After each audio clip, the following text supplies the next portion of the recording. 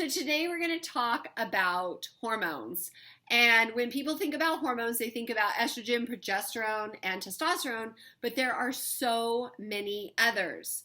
And so Debbie, what is the precursor hormone? What do we need to do to actually help start regulating our hormones?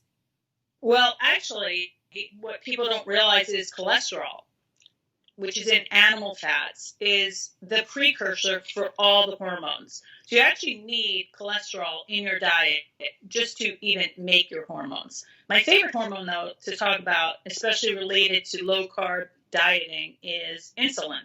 Because what people don't realize is insulin is produced when you eat glucose. Any kind of sugar, your insulin goes up. And what does insulin do? It wants to regulate how much sugar is in the blood, so it actually hides the sugar. It doesn't get rid of the sugar, but it takes the sugar out, and it actually stores it. So when insulin goes up, you are now a fat-storing person. Okay, so that is why it's so important to keep insulin low, so you're not storing fat. Mm-hmm.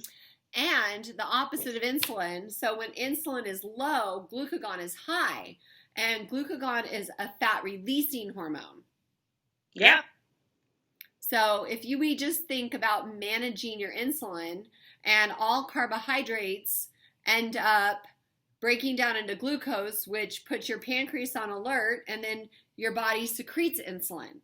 Exactly. And once you're secreting insulin, you're fat storing. Exactly. And then when your insulin comes down, you are then fat burning. Right, because then your glucagon will go up. And now, exactly. So the cholesterol is important for our bodies because of why?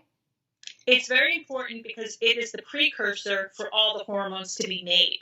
We need our hormones, especially estrogen, testosterone, progesterone. We need all our sex hormones, and they're actually made with cholesterol. You need cholesterol in your diet just to make your sex hormones, and people don't realize that. They always want to blame the poor cholesterol.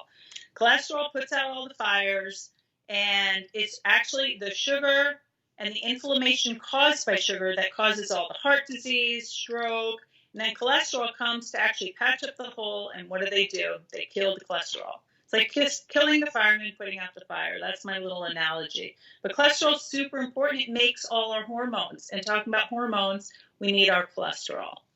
Absolutely. And when we age, cholesterol all of a sudden becomes demonized. And so we stop eating it. And you wonder why you age faster, because now you're not making all the youthful hormones. Exactly. And there are studies out there saying the higher cholesterol level you have, the longer you live.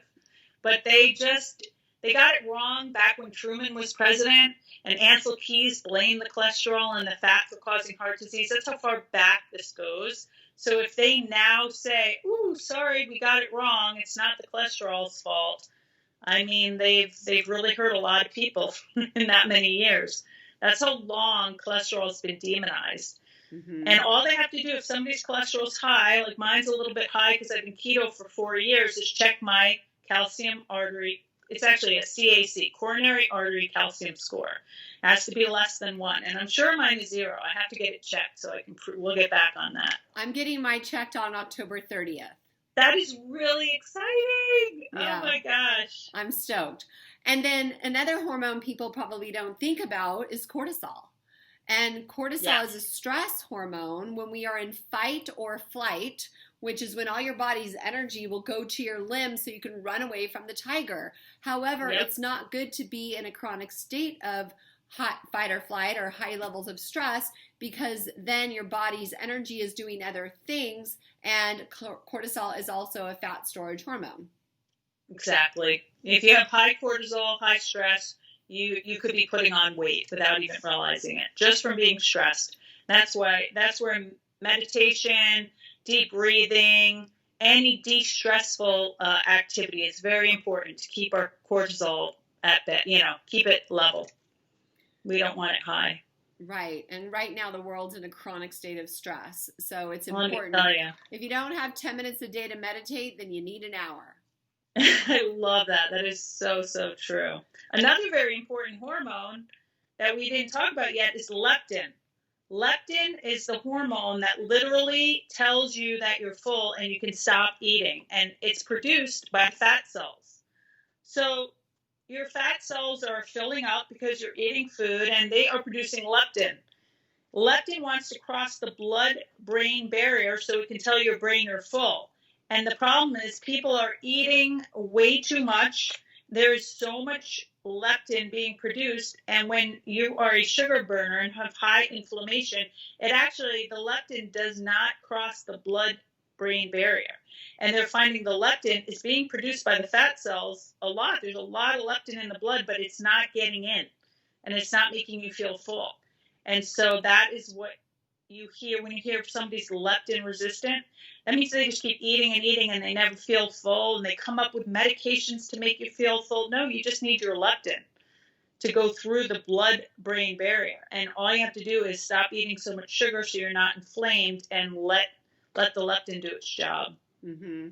Yeah, that's really important, because if people are constantly not feeling satisfied, then they're constantly eating.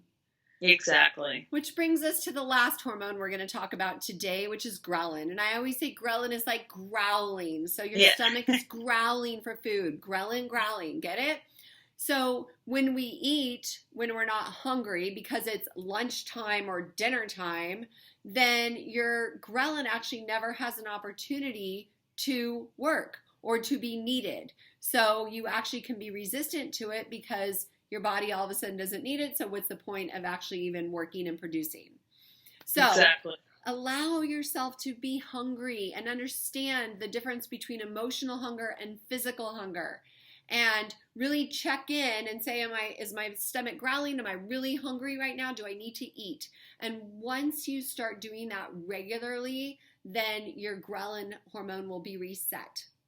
Yeah, and then another important thing to add to that, when you think you're hungry, you could be thirsty. So the best thing to do, if you think you're hungry and you're not really feeling that growling feeling, take a big drink of water. And if that sometimes satiates it, because people get those mixed up when they're thirsty or when they're hungry. Oh, absolutely. And with that said, cheers. Cheers.